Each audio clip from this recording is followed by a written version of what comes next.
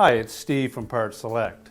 In today's video, we're going to share with you some maintenance tips to keep your gas chainsaw in top working condition. This video is intended for part-time chainsaw users. If you only use your chainsaw seasonally or occasionally for backyard trimming and whatnot, you'll find that these tips will ensure that your saw will start the first time when you need it to. Now, the first thing we want to check is the chain and the bar, since those are the items that are most important as far as cutting aspect goes. We need to ensure that they're in top working condition. If the chain is not sharp or the bar has a defect, it can cause undue stress on your chainsaw and shorten the life of it. So let's begin by having a good look at the chain. It should turn freely on that bar, and as you can see, it doesn't want to do that. We see some teeth here that have a fair bit of rust on them. So rather than try to salvage that chain, we're just going to replace it. Now, depending on the brand of saw that you have, the cover over the clutch also has the chain adjustment mechanism in it, and it may have two nuts that hold that cover to the body of the saw, or as with this particular one, it has a single release knob on it to remove that cover. So to get access to remove the chain, we need to take this cover off. Now next we're going to lift that bar and chain completely away from the saw, and then we'll have a good close look at that bar to see what kind of condition that's in. Now with the chain removed from the bar, we're first going to inspect the roller sprocket on the nose, make sure that that turns freely. You'll also note that there are some lubrication holes on either side of that bar, specifically for that nose roller. Next, we'll look down the length of the bar, make sure that it's not pinched anywhere or that there's any damage to it. We also suggest that you clean that area out using either some type of a pick tool. Sometimes I'll just take a hacksaw blade and run it in that area and remove any debris that may be built up. Inspect the bar for any signs of overheating, and if so, you may want to look really carefully at it or replace the bar.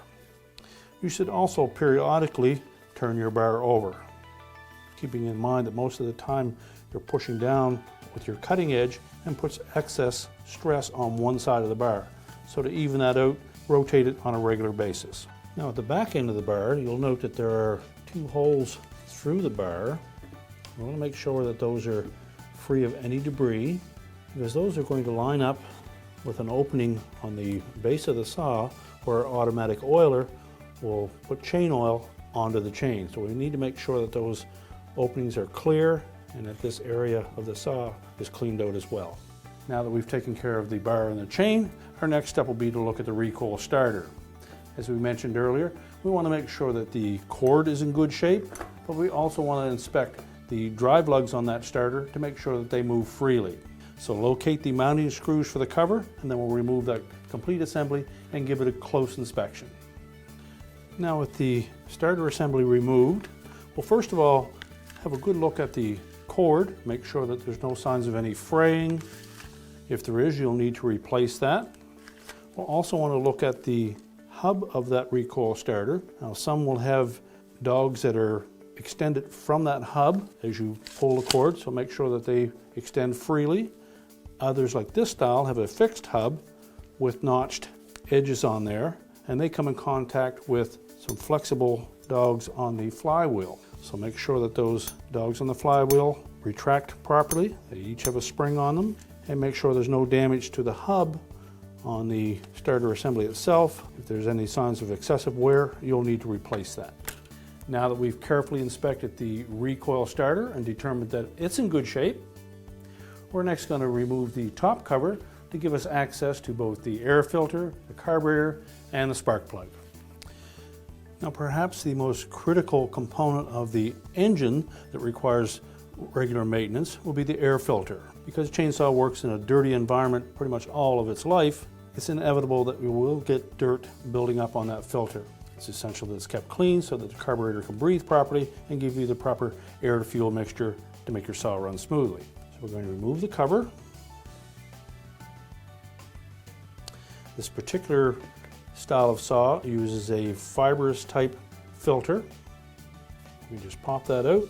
And we can see that there is a fair bit of dirt built up on it.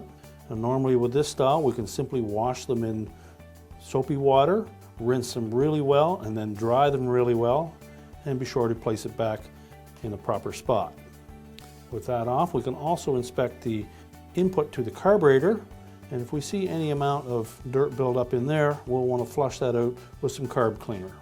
Now, since we have that cover off, we'll next have a look at the spark plug. We'll begin by pulling the plug wire off and just give that a quick inspection. Make sure there's no signs of any corrosion and that the wire to that cap is not cracked or frayed. Next, we'll remove the plug and then carefully inspect the electrode.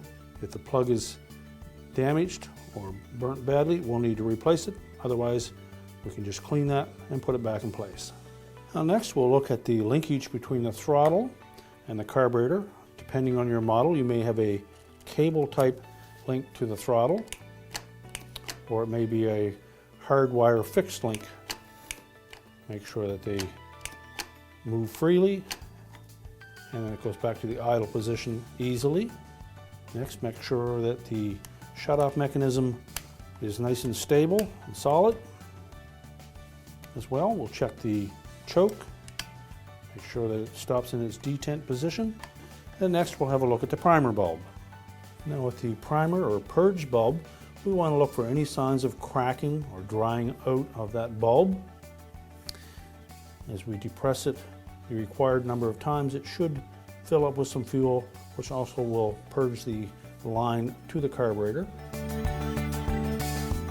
And you can see fuel has entered the bulb, so we know that that's working properly and that the fuel lines are clear.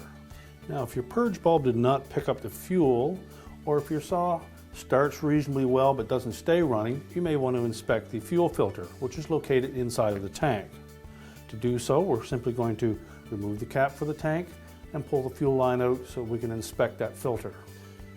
We don't see any signs of a buildup of dirt on it, so chances are it's fine. If you need to replace it, we need to pull that fuel line off the end of it. As we mentioned, some models may have a clamp on it, so simply slide the clamp down onto the fuel tube, pull the filter off, and then install a new one. Now, if you haven't detected any amount of dirt around your carburetor, it's not necessary to remove it to clean it. This particular one, we did see some dirt there, so we're going to remove the cover from the front of it. Now, you'll also need to disconnect the throttle linkage from the carburetor. Then we can lift that whole assembly away. Now, as well, you have a fuel line feeding into the carburetor, as well as one from the primer bulb. You'll need to remove both of those. So use caution when prying those off that we don't damage them. So we're just going to clean the exterior of this carburetor with a bit of carb cleaner. And then it'll be ready to reinstall. Now, the next thing we're going to look at is the spark arrestor, which is attached to the outlet of the muffler. We want to make sure that that's not plugged up. So we'll remove the retaining screw that holds the cover on that spark arrestor. And next we need to pry off that cover. A quick inspection of that spark arrestor tells us that it's in pretty good shape. Now, if we did find that there was a fair bit of carbon buildup on that spark arrestor, that would also indicate that our carburetor is probably not adjusted properly, or we're using too much oil in our mix. And this one's in good enough shape, we're simply going to put it back in place. So next we're going to install the new chain on the bar, and we've also opted to flip that bar over so we even the wear on it. Now that we have the chain inserted into the bar, making sure that the teeth are on the top are pointing away from the saw. Make sure that chain wraps around the clutch pulley and fits over the mounting studs. And then while putting some tension on that bar and chain, we'll place the cover on top of that. Now that it's flush, We can install the mounting nut. We won't tighten that yet, just enough to hold the cover in place. And then we'll adjust the chain. And just rotate it a couple times while you're adjusting it. You want to make sure it's tight enough to stay in the track, but not loose enough to fall off. Now with everything back together, the only thing remains is to check the chain brake. In its normal operating position, the lever is pulled back and the chain should turn freely on the bar. In the event of a kickback, the lever will get pushed forward and it should lock up the chain. So in that position, make sure that you can't move the chain. If you can, you'll need to have that addressed by a professional. Thank you so much for watching this video. We certainly hope that these tips will help you keep your saw running smoothly. For more videos on appliance repair, maintenance, and cleaning tips, be sure to visit our website. And hey, be sure to subscribe so you don't miss anything.